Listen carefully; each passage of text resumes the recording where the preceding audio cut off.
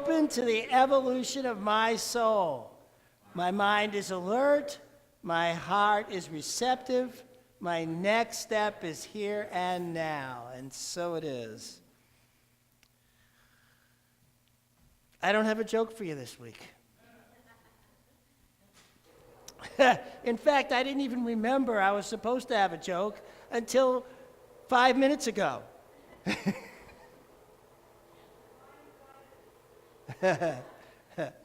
One of the reasons for that was that video.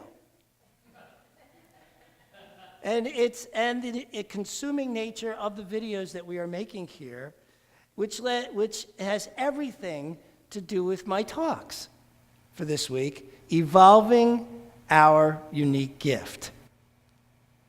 And I keep looking at that, and I keep looking at how my gifts have evolved over the years, how they've changed, and yet not changed. Because the deeper I look at what it is I am bringing, the deeper I see that place where what I keep bringing is pretty much the same thing I've always been, except I keep evolving it into something that feels more and more comfortable. Have any of you ever felt like you don't fit in your skin? Am I the only one who's ever felt that way? And so what's happened is the thing that keeps evolving, the thing that becomes more and more true for me is how comfortable I am getting with who I am and what I bring. That is the thing that's evolving. And I noticed that as that does, through all these years, what happens is I get so much easier and clearer about what it is my next step to do. The interesting part about this is it has been far from a straight line.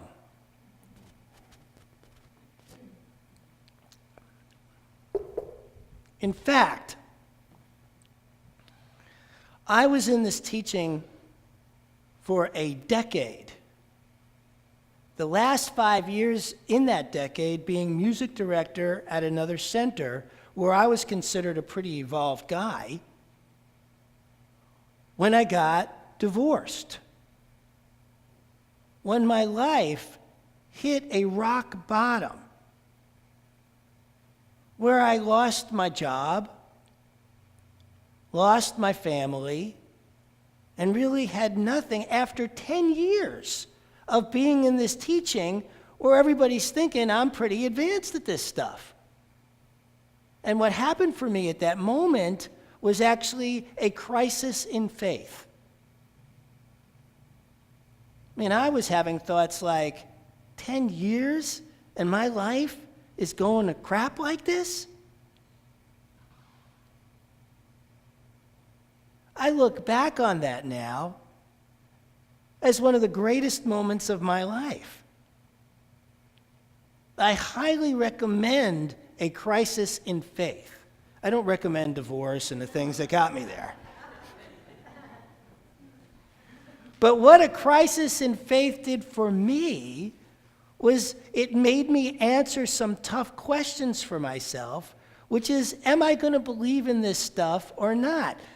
It's one of the reasons that on that wall out there is the quote, to abandon the truth in our hour of need is to not understand the truth.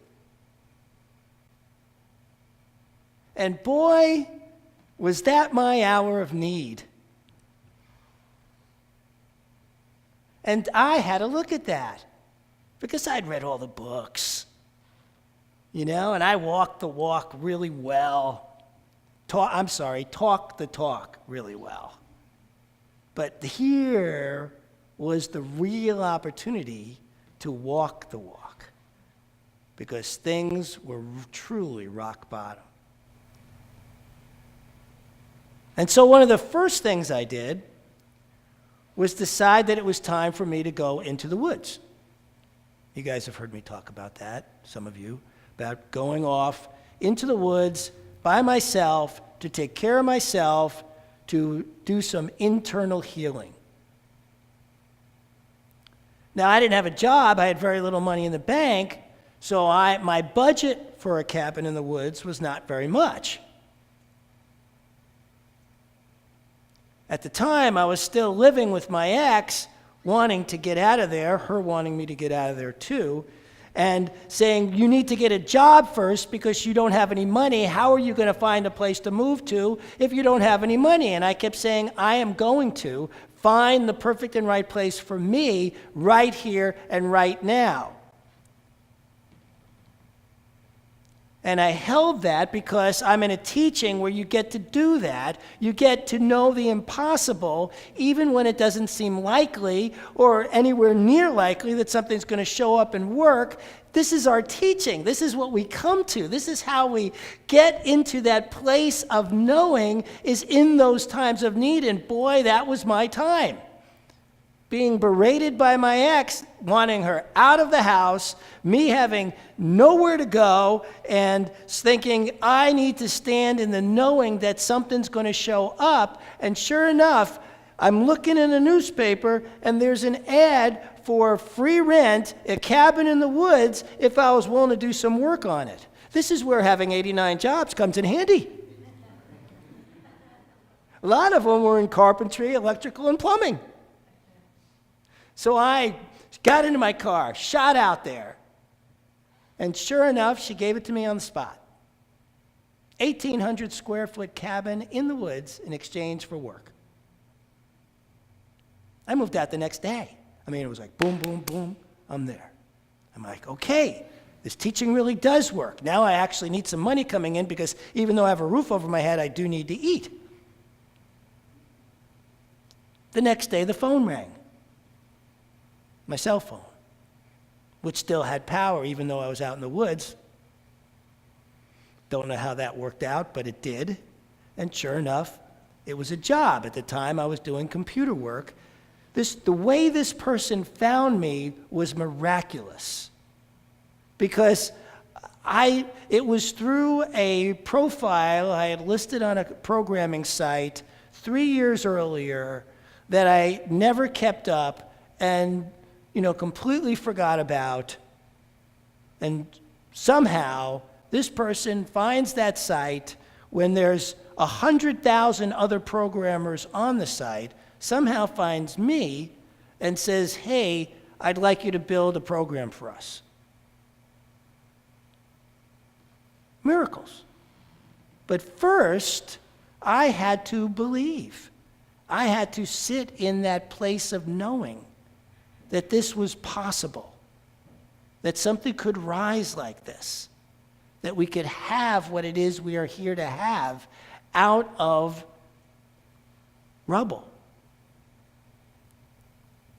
And that's what it is when we trust in who we have come here to be, that somehow that's going to come out of whatever the situation is. That somehow that's what's going to happen, is that we get to rise and be more than who we were, because who we are is these powerful, creative, spiritual beings, and come forth into life into a way that we can't even imagine. Certainly I could not. That was the thing about everything that happened, was I could not imagine the outcomes that kept flowing out of this place of simply standing in a place of knowing.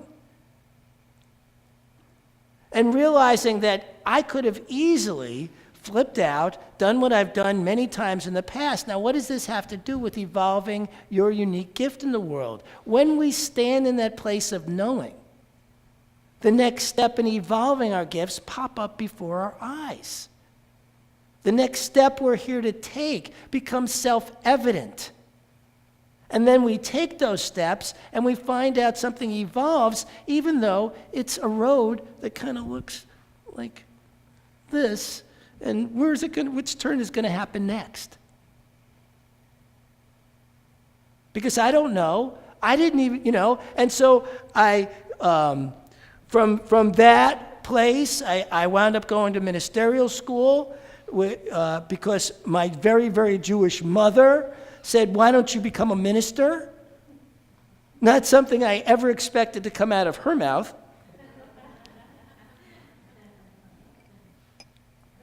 But thought it might be something worth heeding. And then from there, got offered a job in Cincinnati, a temporary job.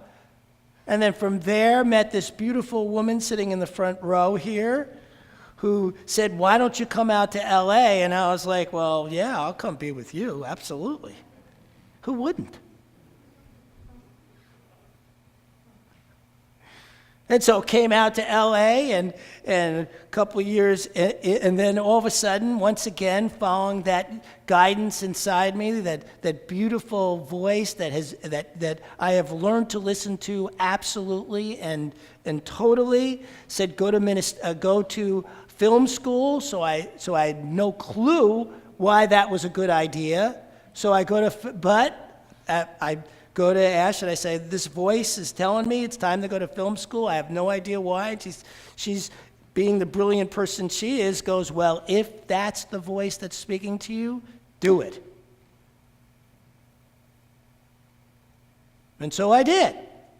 Now, one of my gifts that I continually evolve is my creativity, what I create. And what I notice is in my creativity, how it creates evolves as well and changes and moves. And it's up to me to keep my eyes open, to stay awake, to follow it. It's up to you to keep your eyes open so that you can follow that unique voice inside you, so that when it's guiding you to a next step, we talked about this last week, that sounds crazy, it's okay. You can take that step because that's where the miracles are.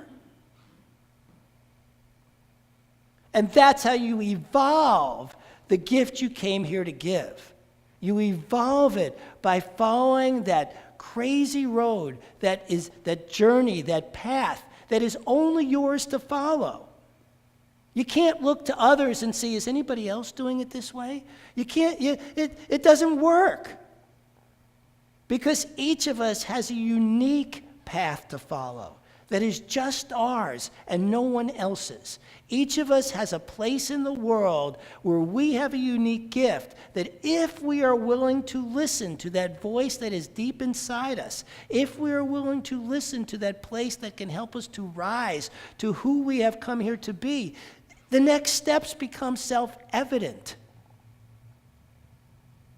And so the next step was this place, this beautiful, fantastic center becoming available and needing a senior minister. And I come along and the board goes, yes, you're the one we want. And boom, then I'm up here doing this, still wondering why I ever went to film school and what all that was about.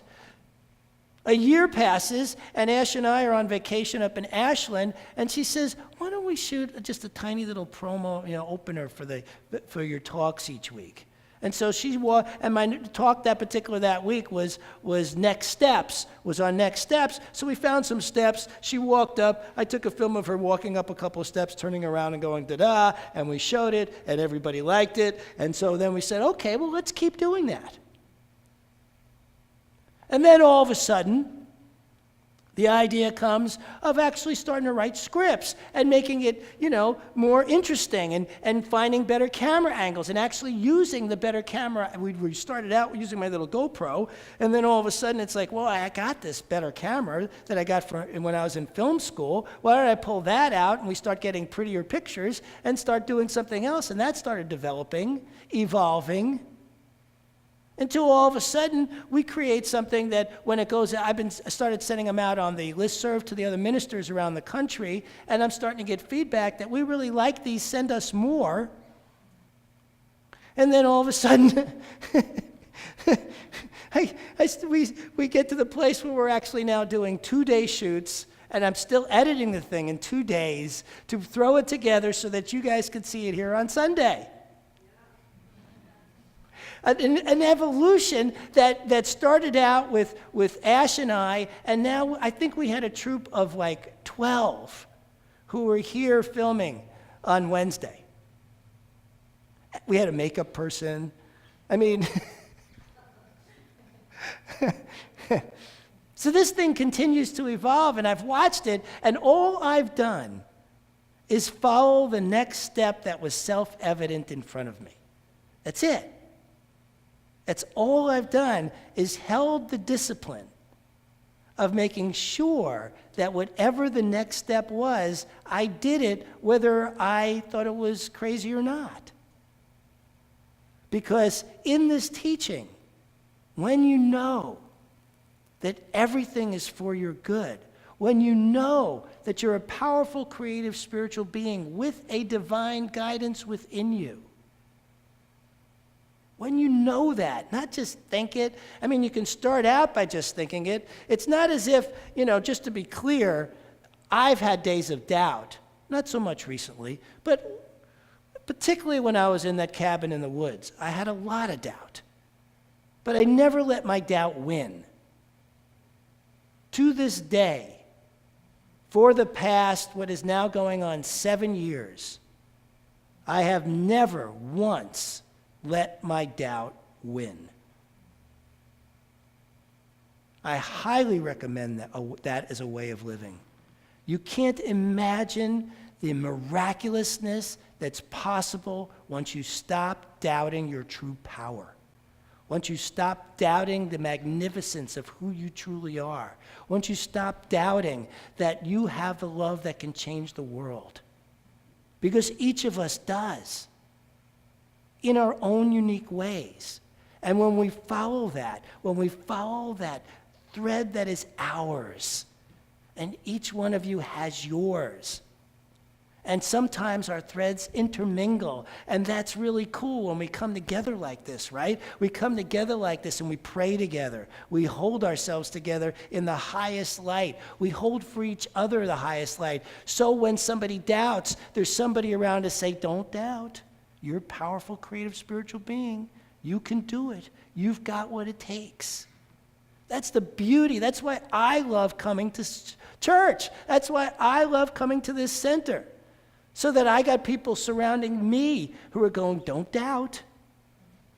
You're doing a good job here. What you're doing is working.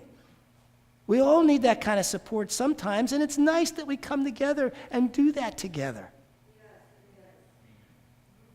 This is the power of what we have here. This is the power and the presence of the divine right here and now within us, within each of you, all of us. Every one of us is here for a reason, a unique purpose that is yours to evolve. The best way to evolve it is to listen and then take action on what it is that inner voice of yours is speaking to. When my mom said, go to ministerial school, I heard it reverberated in me in a way that I knew it was mine to do. I didn't just do what she said. I asked myself the question I always ask myself, is this mine to do now? And my whole beingness went, yes, and I'm so glad I listened. So this is what's possible when we dig in to our soul. Not dig into a position, not dig into what life looks like, but our soul. Because it's speaking. It's speaking to you right now. It's speaking to you every moment of every day. And the better we can listen, the better our lives become miraculous. Thank you.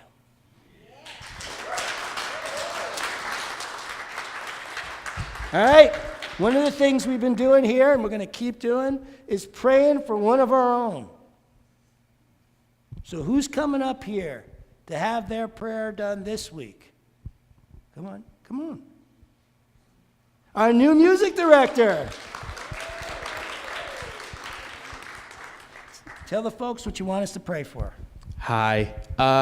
Can we please pray for my country? I'm from Venezuela, and, a lot of horrible things are happening, so if we can do that, that'll be awesome. Thank you. All right. We need 8 to 10 folks up here.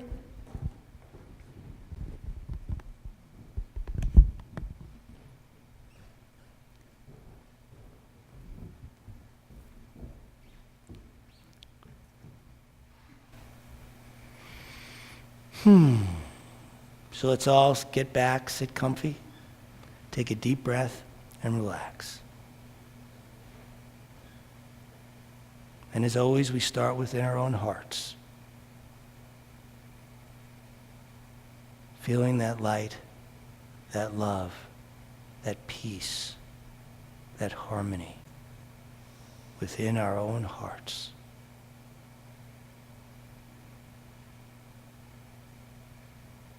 And then we let it expand, touching the hearts of those around us in this room, allowing their hearts to touch us.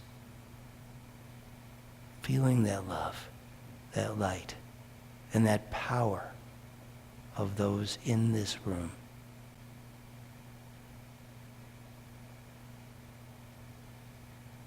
And from this place of peace, love, and light, we know for Josu that he is peaceful.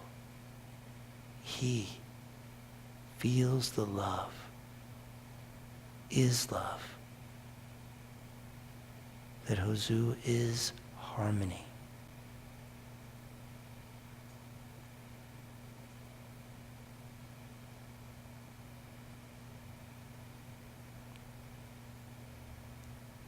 And we send out this beautiful, loving, healing energy to the entire country of Venezuela.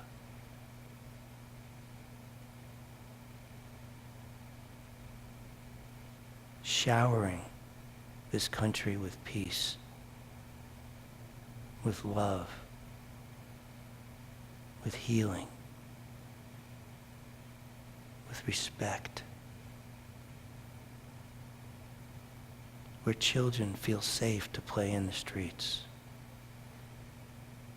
where people put down their weapons and lift up their arms in prayer and hugs and love. We know for Josu that he experiences his country and his life in a peaceful, loving manner. That through any situation or circumstance, he can see and feel the truth. That there is only one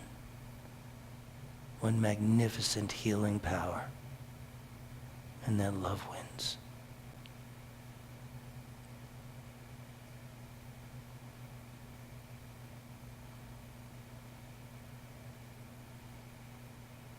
And I am so grateful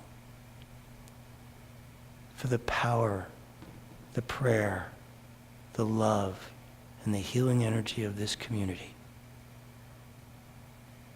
Knowing that, of course, because there is only one mind, everyone in Venezuela can feel it. And Josu right here and right now can experience a sense of love, a sense of peace, and the healing light. As we all say together, and so it is. All right.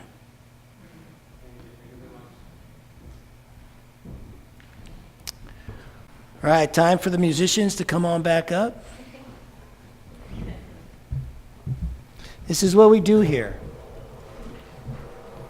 Healing prayer. We don't just talk about it. We want to get together and do it, because group healing prayer is powerful stuff. And I am so glad that we do that. All right. This is a time in our program where I ask you to take out what you're going to give. Hold it in your hand. Unfold it. Unfold it. Because it doesn't matter whether it's $1, $10, 100, 1,000, deeds of property, diamond mines, whatever you want to give, it's the power of the presence. So don't fold it. Hold it in your hand and say our affirmation together. God is the source of all supply. Money is God in action. What we give, we receive multiplied abundantly. All that God is, I am, and so it is.